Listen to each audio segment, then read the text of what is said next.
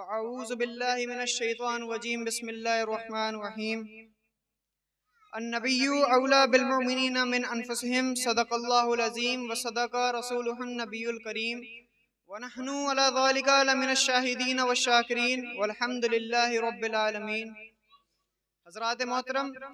ابھی جس آیت کریمہ کی تلاوت کا شرف مجھے حاصل ہوا اس کے بارے میں کچھ عرض کرنے سے پہلے میں بہتر سمجھتا ہوں کہ ہم سب مل کر کے ایک بار درود پاک پڑھیں بابلند آواز۔ اللہم صلی علی سیدنا شفیعنا نبینا حبیبنا مولانا محمد وبارک وسلم۔ صلاۃ والسلام علیک یا رسول اللہ یا نبی اللہ یا حبیب اللہ صلی اللہ تعالی علیہ وسلم۔ جہاں ذکر حبیب ہوتا ہے خود خدا بھی قریب ہوتا ہے،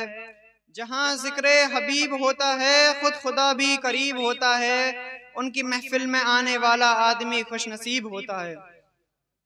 حضرات محترم، جس آیت کریمہ کی تلاوت میں نے ابھی آپ لوگوں کے سامنے کی اس کے بارے میں اللہ تعالیٰ نے ارشاد فرمایا کہ جس جگہ اللہ تبارک و تعالیٰ اور اس کے محبوب کا ذکر ہوتا ہے اس جگہ رحمت کے فرشتوں کا نزول ہوتا ہے۔ چنانچہ ایک حدیث پاک کے اندر آیا کہ اللہ تبارک و تعالیٰ نے فرمایا کہ جس جگہ اللہ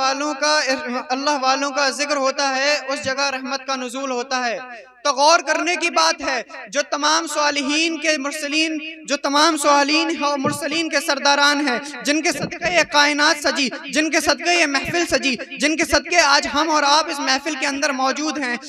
جن کے صدقے یہ کائنات سجی ہے، جن کا ذکر خود خدا تعالیٰ کا ذکر ہے، کیا ان کے ذکر کے وقت رحمت نہ برستی ہوں گی؟ اللہ تعالیٰ ان کے ذکر کے وقت کس قدر رحمت برساتا ہوگا، بلکہ ان کی محفل میں آنے والے لوگوں کے درجے کس قدر بلند ہوتے ہوں گے، یہ تو صرف خدا تعالیٰ ہی جانتا ہے۔ حضرت احمد لکھنوی نے اپنے ایک شعر کے اندر بیان کیا کہ جو یادیں مصطفیٰ سے دل کو بہلایا نہیں کرتے، جو یادیں مصطفیٰ سے دل کو بہلایا نہیں کرتے، حقیقت میں وہ لطف زندگی پایا نہیں کرتے۔ اور یہ دربار محمد ہے یہاں اپنوں کیا کہنا، یہ دربار محمد ہے یہاں اپنوں کیا کہنا، یہاں سے ہاتھ خالی غیر بھی جایا نہیں کرتے۔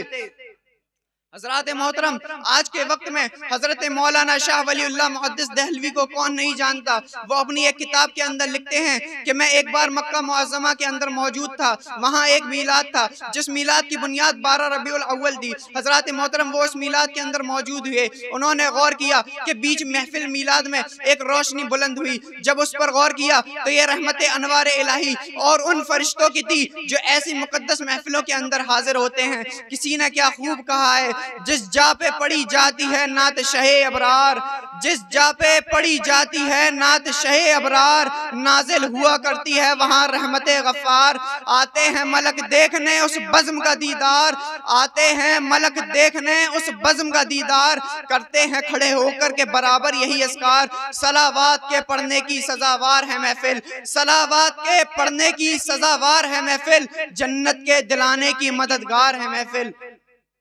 حضرات محترم، اب آج کل کا معاشرہ یہ ہو چکا ہے کہ جب میلاد محفل سجتی ہے تو بہت سارے لوگوں کے اندر درد ہوتا ہے۔ وہ کہتے ہیں یہ محفل میلاد کرنا کہاں سے ثابت ہے، محفل میلاد کرنے کا کوئی فائدہ نہیں۔ تو مجھے ایک روایت یاد آتی ہے، کہیں اگر آپ لوگوں کے سامنے کوئی کہے تو اسے یہ روایت بتائیں جس کے راوی خود عباس رضی اللہ تعالیٰ عنہ ہیں۔ وہ مرنے کے بعد، ایک بار مرنے کے بعد ابو لہب کو خواب میں دیکھتے ہیں اور اس سے پوچھتے ہیں کہ مرنے کے بعد تیرا حال کیسا ہے؟ تو ابو لہب کہتا ہے کہ مرنے کے بعد میرے اوپر بہت بڑے بڑے عذاب ہوتے ہیں، بہت برے برے عذاب ہوتے ہیں، بہت بڑے بڑے عذابوں کے اندر مبتلا ہوں۔ حضرات محترم، ابو لہب کہتا ہے لیکن عذاب کے بعد پیر کے دن عذابوں میں میرے کمی ہو جاتی ہے۔ جب حضرت عباس رضی اللہ تعالیٰ عنہ نے اس سے اس بات کی وجہ پوچھی تو ابو لہب نے بتایا کہ جس دن نبی کریم صلی اللہ تعالیٰ علیہ وسلم کی آمد کا دن تھا، جس دن نبی کریم صلی اللہ تعالیٰ علیہ وسلم کی ولادت بسعادت کا دن تھا، اس دن کی خوشخبری اس کی ایک لونڈی جس کا نام صوبیہ تھا اس نے آ کر کے سنائی کہ آج نبی کریم صلی اللہ تعالیٰ علیہ وسلم اس دنیا کے اندر آ چکے ہیں۔ تو ابو لہب نے اس بات کی خوش ہو کر، اس بات کی خوشخبری سن کر خوش ہو کر کے اس لونڈی کو آزاد کر دیا۔ تو غور کریے کہ جب ابو لہب جیسا کٹر دشمن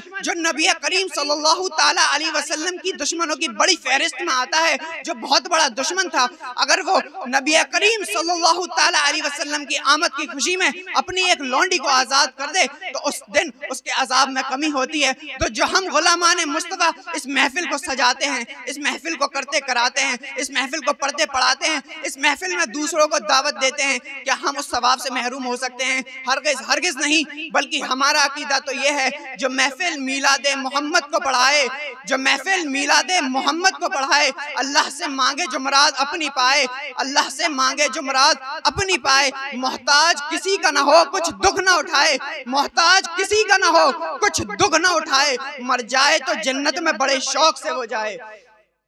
حضرات محترم، اب آپ لوگوں کو یہ سمجھ میں تو آ گیا ہوگا کہ محفل میلاد کرنے کے کیا فائدے ہیں، محفل میلاد کرنے کے کیا کیا فائدے ہیں، محفل میلاد کرنا کہاں سے ثابت ہے۔ تو اللہ تبارک و تعالیٰ سے ہم لوگوں کو یہ دعا کرنی چاہیے کہ محفل میلاد کرنے کی اللہ تعالیٰ ہمیں توفیق دے، بلکہ اللہ تعالیٰ ہمارے اندر وہ جوش ڈال دے کہ ہم ہر بار محفل میلاد میں شامل ہوں، محفل میلاد کو کرائیں، محفل میلاد کے اندر اپنے پرجوش و خروش کے ساتھ خرچ کریں، بلکہ اپنی گلیوں کو سجائیں، دوسروں کو دعوت دیں کہ محفل میلاد میں آؤ، اور سب سے بڑی چیز جو محفل میلاد کے اندر بتائی جائے اس پر خود عمل کریں اور دوسروں عمل کرنے کی بات بتائیں۔ حضرات محترم، میں اپنے اس تقریر کو اس شعر پر اختتام کرتا ہوں کہ 11ویں ہے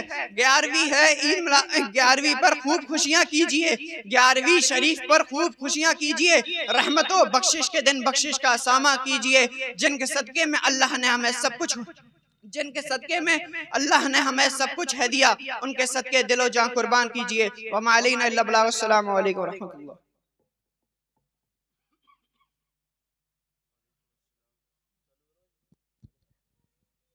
سبحان اللہ، ماشاءاللہ۔